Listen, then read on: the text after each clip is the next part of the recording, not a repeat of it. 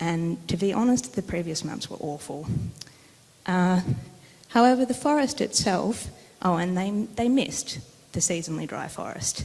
They almost completely failed to recognise this very diverse and very high biomass ecosystem. And you can see from those pictures there that it is an impressive forest. So we set out to correct this and to create a map distinguishing between the complex closed forest types in the Iron Range. Now, we were particularly interested in what proportion was primary and what proportion was subject to extreme seasonal water stress. So what proportion was the seasonally dry forest. And the forest seemed structurally distinct, so LiDAR seemed a good tool to do this with.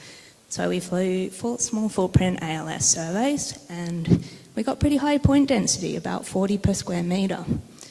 And that was done with a motorised glider by this group, Airborne Research Australia. And yeah, it was a height of about 200, 60% overlap. So we were pretty happy with our data.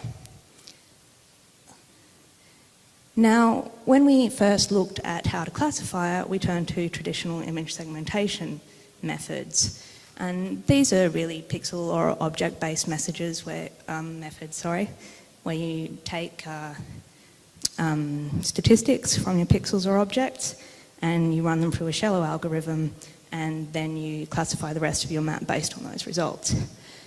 Now, the problem with this is that it loses contextual information.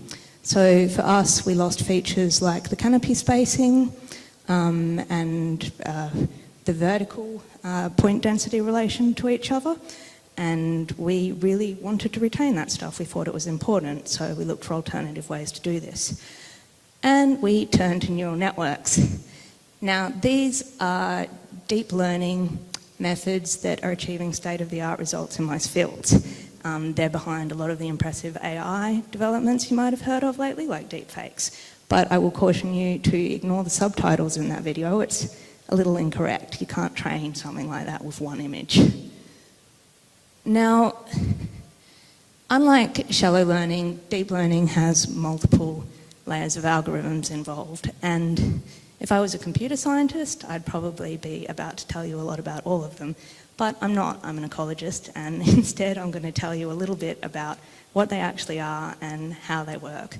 So apologies to anyone who's got a lot of experience in this field, and I hope it might be useful to some of the rest of you. So the theory behind them comes from the late 70s, and they use calculus to look at the relationship between the actual outcome, the input and the desired outcome, and automatically move closer to the desired outcome. Now, why should you care? Well, they excel at performing complex recognition problems with limited amounts of data. And I'm sure that some of you are familiar with that kind of problem. They have minimal information loss. They are able to detect all relationships amongst the input data. They're self-correcting, they can take in contextual information, and they're increasingly accessible. We ran ours on a $17,000 GPU, but it was freely provided by Google because Google would like you to learn these things. So, how do they actually work?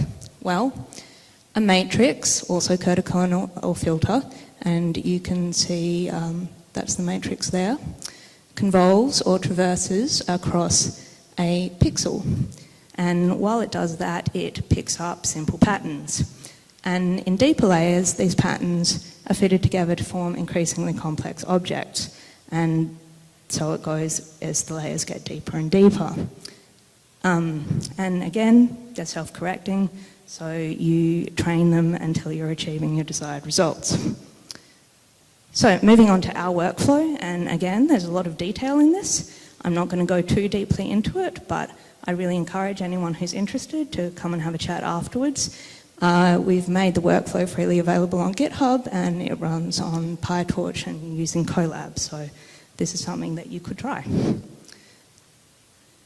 So first we went for our data preparation, and we used various vertical height bins that we derived in LazTools, which is an excellent program.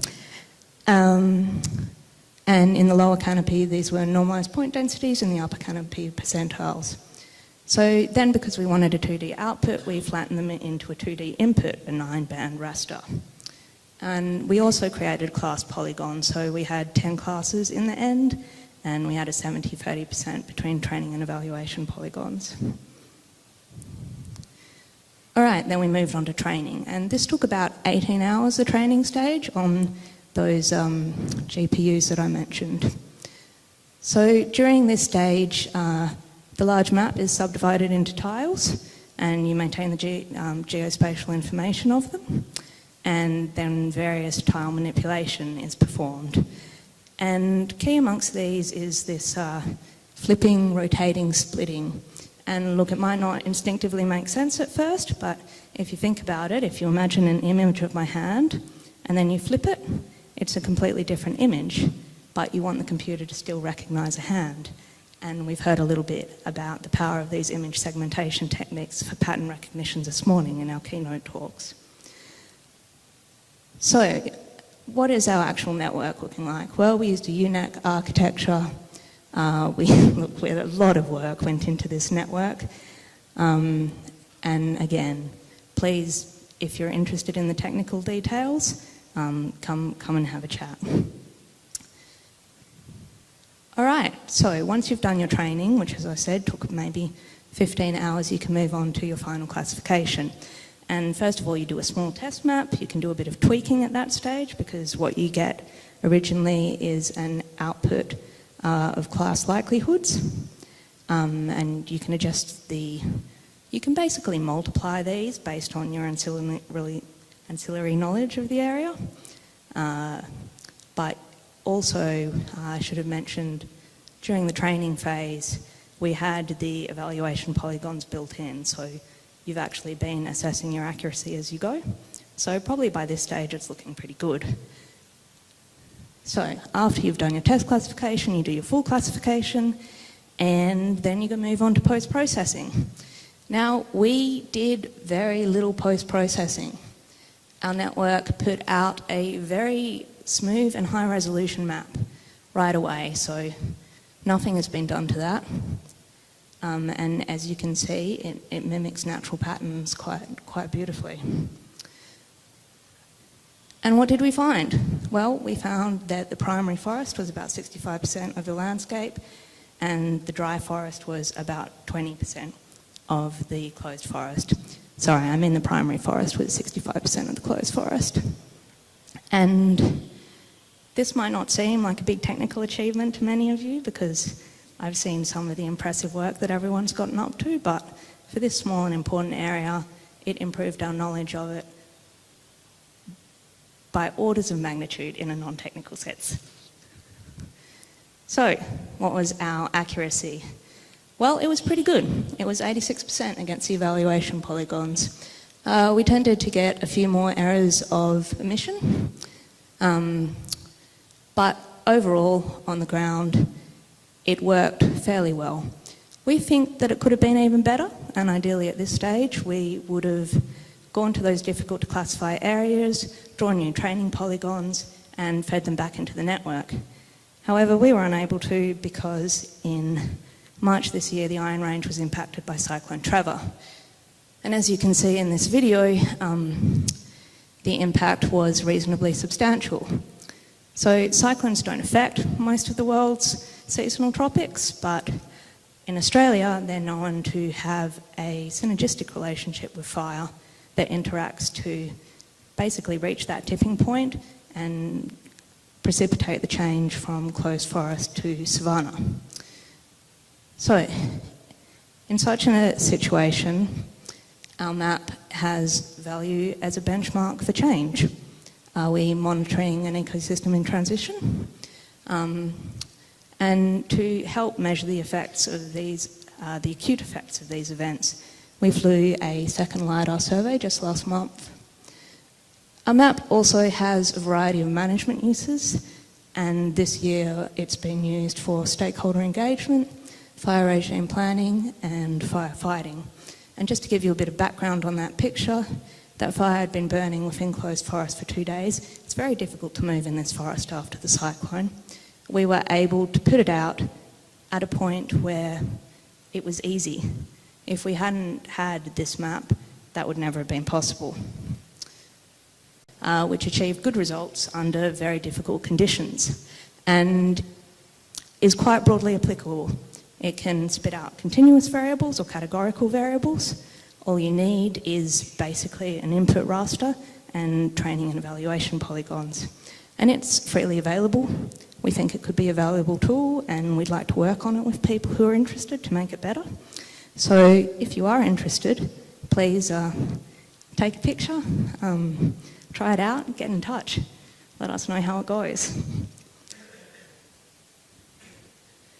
So, to conclude, and look, I could give you the basic conclusion, which would be seasonally dry forests are highly threatened and neural networks are useful tools, but having had the advantage of watching many wonderful and fascinating talks over the last few days and listening to many interesting discussions, I thought I'd go a little bit more broad. So, look, it's very obvious to all of us that the rate of global change requires us to have a good understanding of the ecosystems we're dealing with.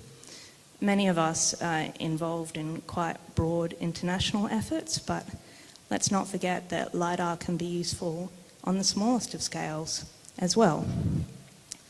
And that it's not just useful for carbon either, that there are more challenges facing us than climate change, though climate change has the potential to overwhelm many of them. So I think that our effort has probably at least given us the ability to monitor the transition of a highly biodiverse ecosystem.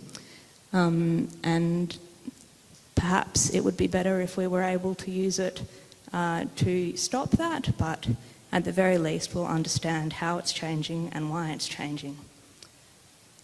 Now, I also wanted to comment on some of this morning's, look, we heard about, well, what am I trying to say? We have seen very well-presented talks on the most impressive hardware developments, and all of us are excited about JEDI, but let's not forget to fuse our software and our methods with it as well. I think we need to learn lessons from other fields of image recognition.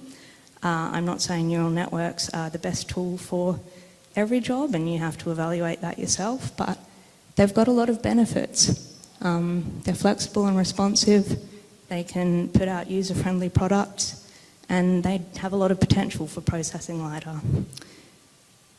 So, obrigado. And this is our forest canopy, pre and post cyclone.